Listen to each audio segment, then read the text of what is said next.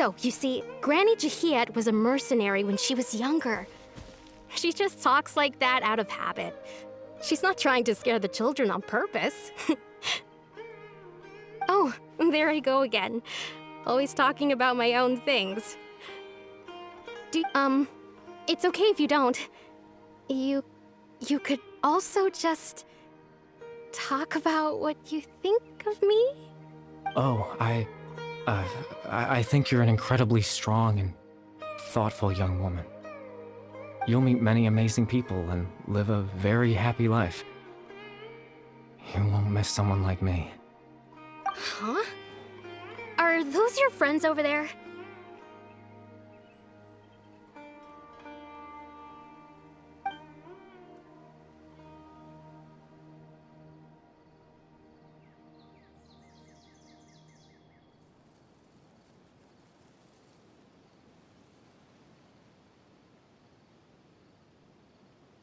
Oh, right! This version of Atosa hasn't met us yet! Friends? I guess you could say that. It must have taken them a lot of effort to find me. So, I should see what they need. I'm sorry, Atosa. We'll have to continue this conversation another time. Another time, huh? Yeah, okay. I'll head back to the village then. Talk to you some other time.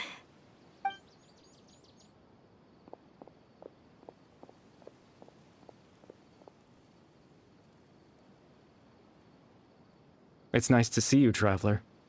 I believe this is the first time we've met.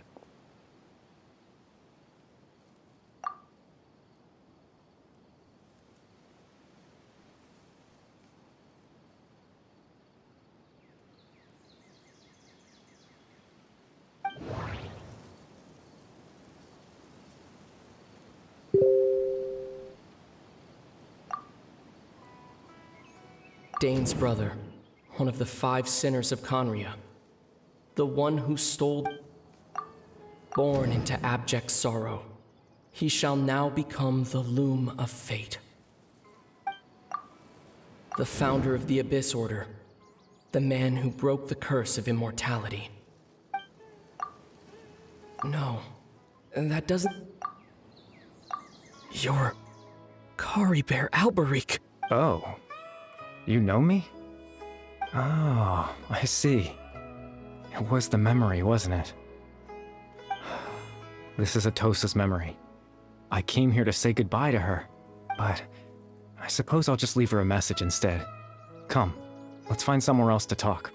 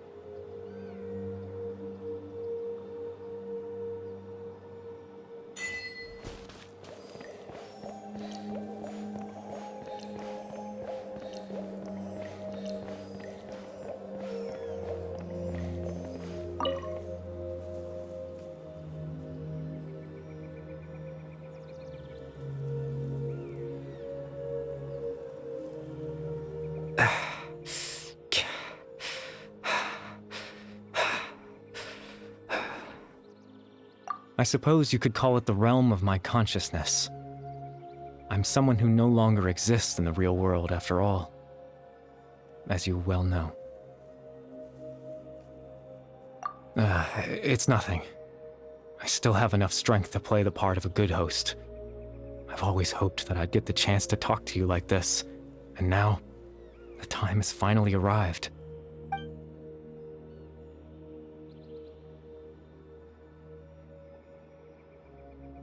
Extreme sorrow and pain.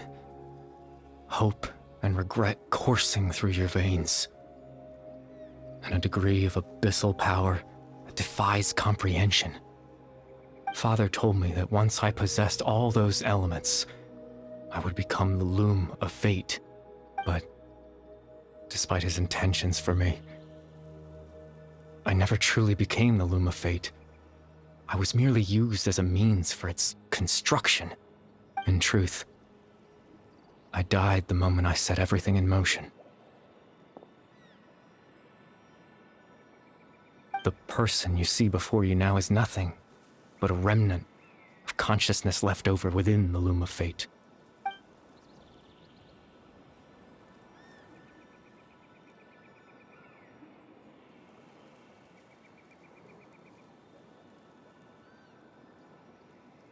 As for your question, the loom of fate is a device capable of weaving ley lines.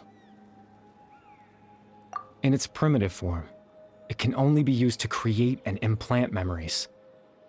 But as more of it is completed, its power becomes stronger and stronger, until finally, it has the power to weave real ley lines of its own. Once fully completed, the moment it gains the power to weave ley lines, it loses the lower-level ability to influence memories, but it also becomes a tool that can change the entire world. Yes, I have the ability to control the loom in its semi-completed form.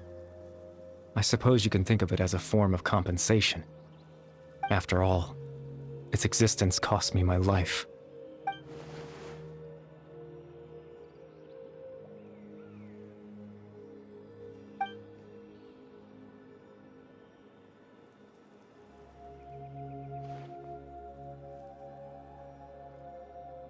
Ah, that. I was wrong to implant those memories. I'm sorry I caused so much trouble. Not only for everyone in the village, but for you as well. I just wanted them to feel like I once existed in this world. As if I had a chance at life.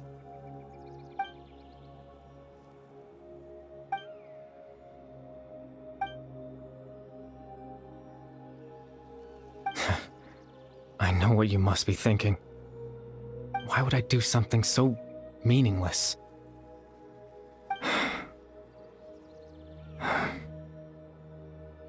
But I just couldn't accept it. I had to know what it would be like if I had my own life. What kind of person I would be. What other people would think of me. Chief Ahmadiyya, Baram, Granny Jahiyat, Atosa. What would it be like if I could live alongside them? No cataclysm, no curse. Just a quiet life in a peaceful village. I was curious, so I selfishly tried to have my own life. Even if that meant piecing together the version of myself that could have been. One memory at a time. I know it sounds stupid.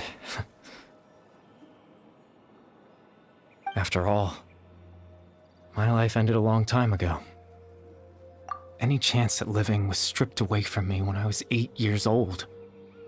My consciousness left to mature in an illusory world of nothingness. Even the form you see before you was nothing but an invention based on my father's appearance. An imagined version of what I would look like if I had the chance to grow up.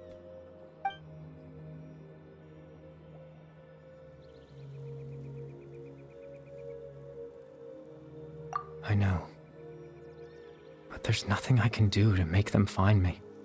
If I could exist in the real world, I would return without a second thought and surprise them with the suddenness of it all. But, well, that's not possible for me.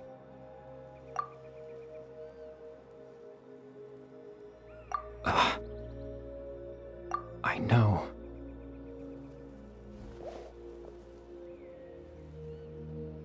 Captain Dainsleif. Twilight's sword, you mean? No need to meet up with him. things should already be settled on his end. Exactly. As someone who could only exist in people's memories, the fact that I'm able to talk to you in my consciousness like this can only mean one thing. The loom of fate has already been completed.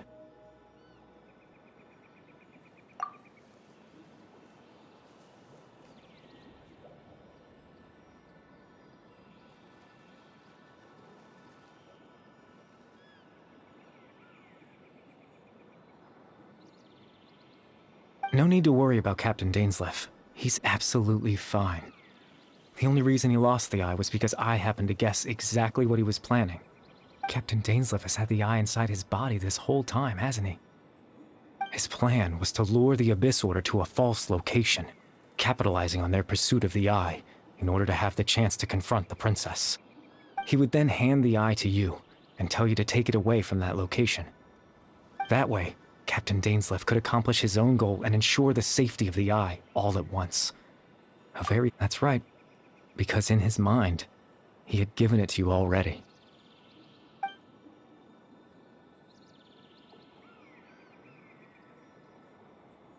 Before you two entered that false location. Traveler, wait.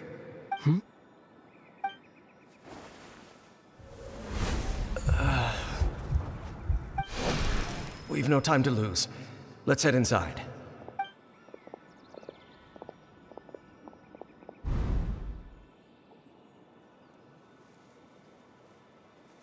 That was when I implanted the memory of him handing you the eye. Given the tense situation at that time, Captain Dainsleif failed to notice anything out of the ordinary, and took that memory to be real. I'm sorry, Traveler, but I needed the Loom of Fate to be completed. And to do that, we had to retrieve the eye.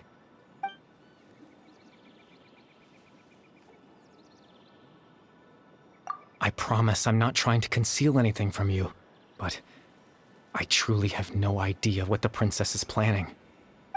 Tevat's ley line system is deeply entrenched in the planet. Creating new ley lines can neither replace nor extend the ones that already exist. In the face of everything they could be planning, I fear I'm too insignificant to even get a glimpse of the bigger picture. In any case, I had my own use for the Loom of Fate, and my goal— You remember my father, don't you? Clotar Alberic. I believe you saw him in your sibling's memory. After he used the power of the Abyss to restore consciousness to my hilichurl form, I suffered from an indescribable level of mental anguish. To comfort me, my father told me a story, that this was a fairy tale world where I had to take on the form of a little monster. That story managed to dispel my fears, even if just for a moment. My goal was simple: to use the Loom of Fate in its near-completed form, when its ability to create memories was at its strongest, to implant a specific memory into the minds of the hilichurls. In that memory, I would tell them a story, just like my father did for me. It was a story of fairy tales and love. But more than anything, it was the story of us.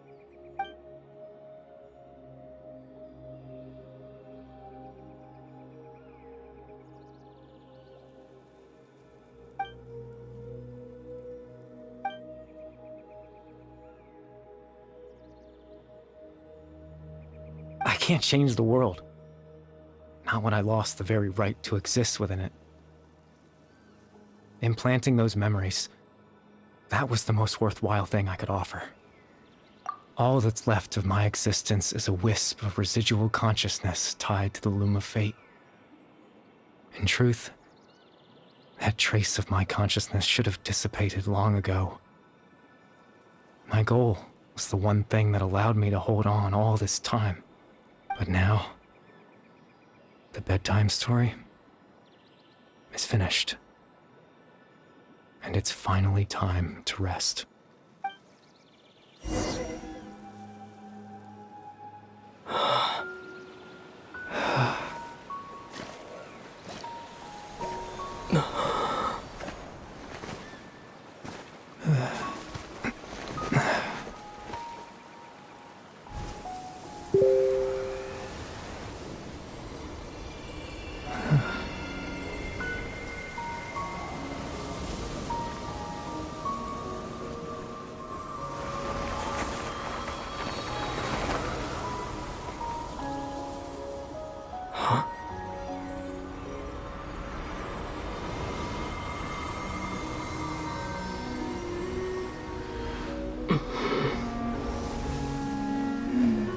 Looks like I was too late to see Kari Bear one last time.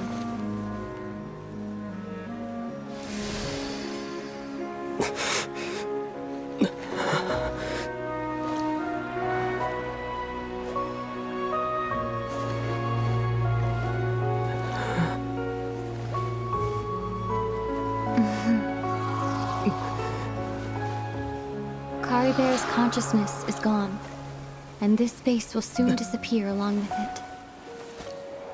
Neither of us belongs here. That's why we're not tangible. Were that not the case, I'd love to hug you too. Well, how about a conversation?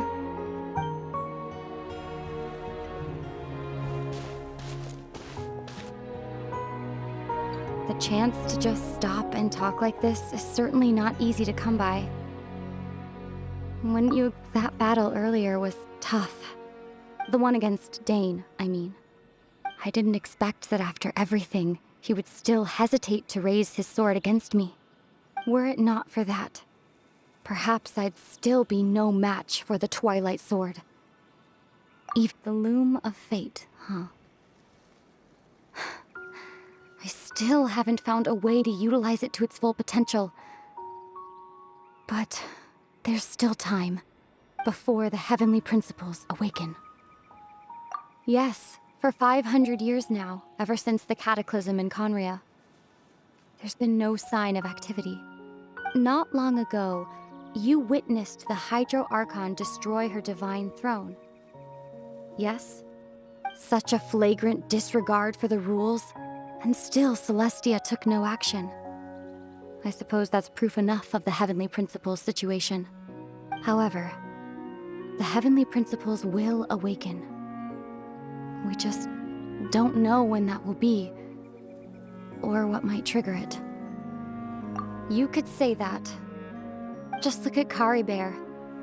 He was so pure and single-minded. The space we now find ourselves is a perfect representation of who he was. Quiet and peaceful.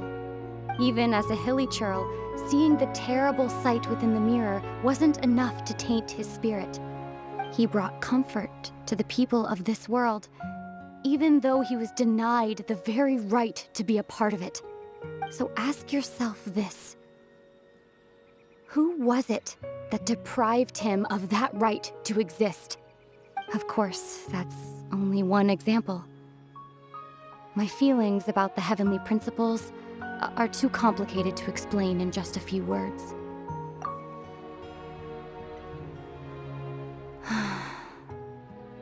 Ether?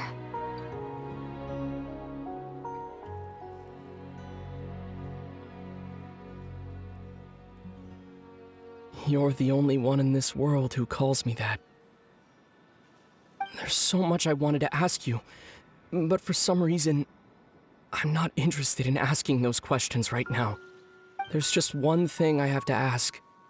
One thing I could never understand. Why? Why can't we continue our journey together?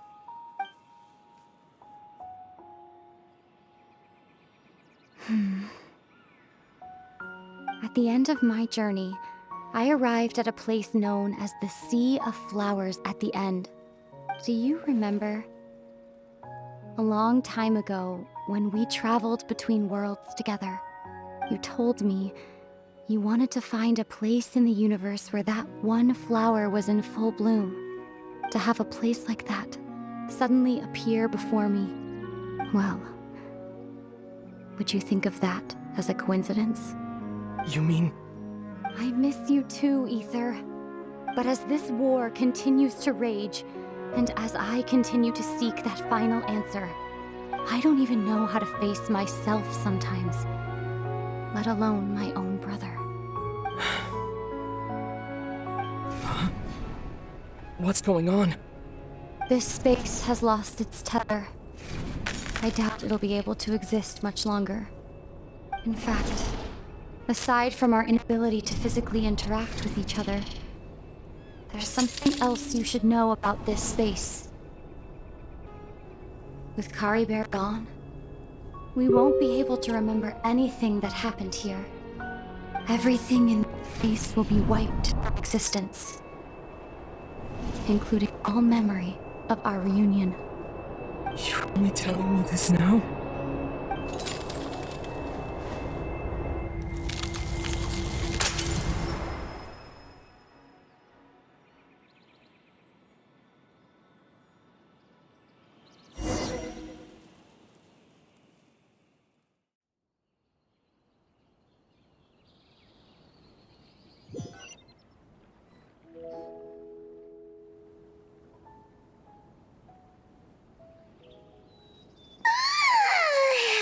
Still so sleepy.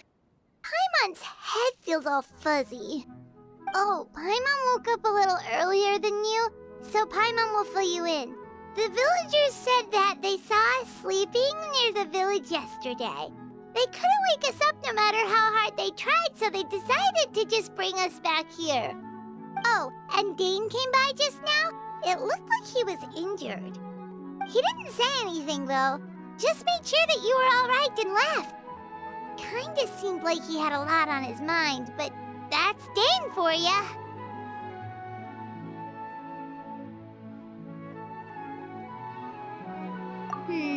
Let's think for a second. We were in that memory, and we saw that guy you called Kari Bear. He was the missing villager that we've been trying to find, right? And after that, Paimon doesn't remember what happened.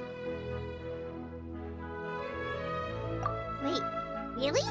What a score!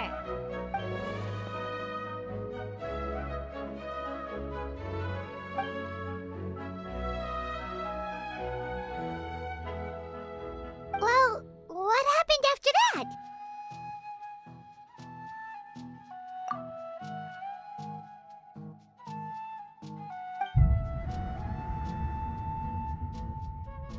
Ah, there you are.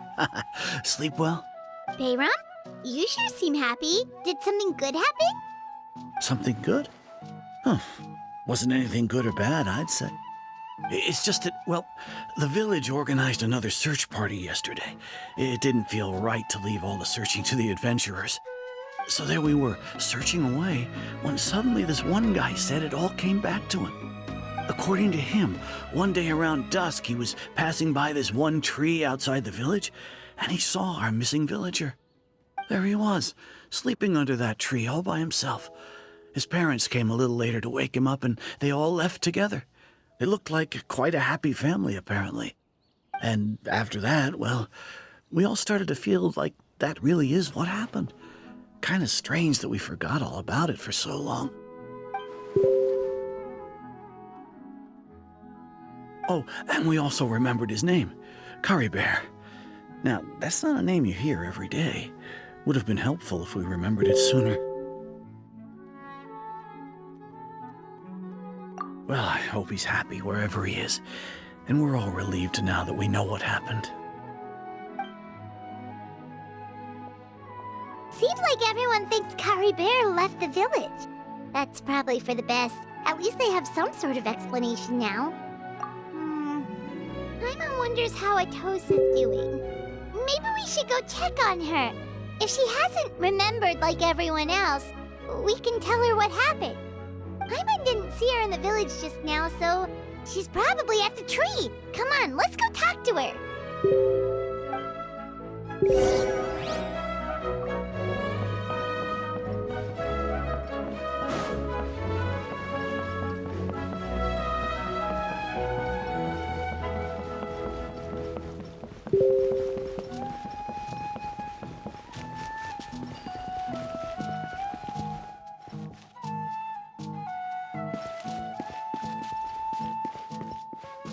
Keep up!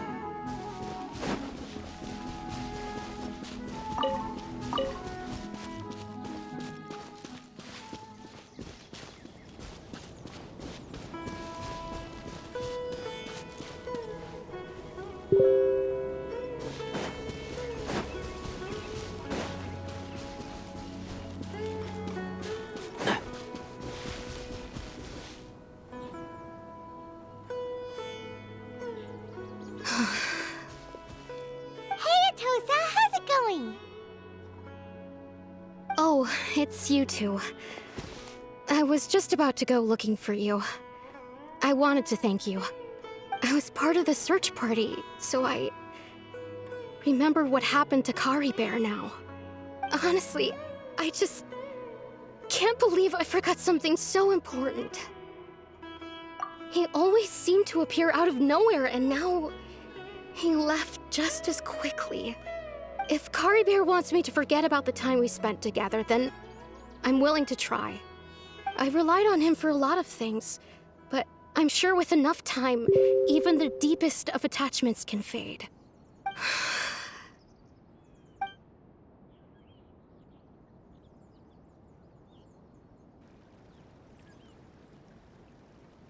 Okay, I'll admit, I'm just putting on a brave face. I was dumped, wasn't I? Otherwise, why would he just leave like that without saying goodbye? You don't need to comfort me. I'll be okay. It's just like Kari Bear said. It's the things we overcome that make life more precious.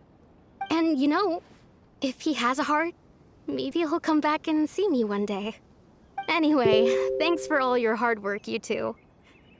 I promised I'd help Granny Jahiet with something, so I should head back. Goodbye. Well, that should be it, right?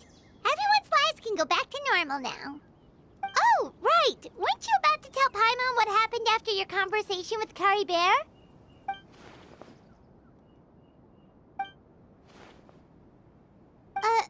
A picture? Where'd that come from? Let Paimon see.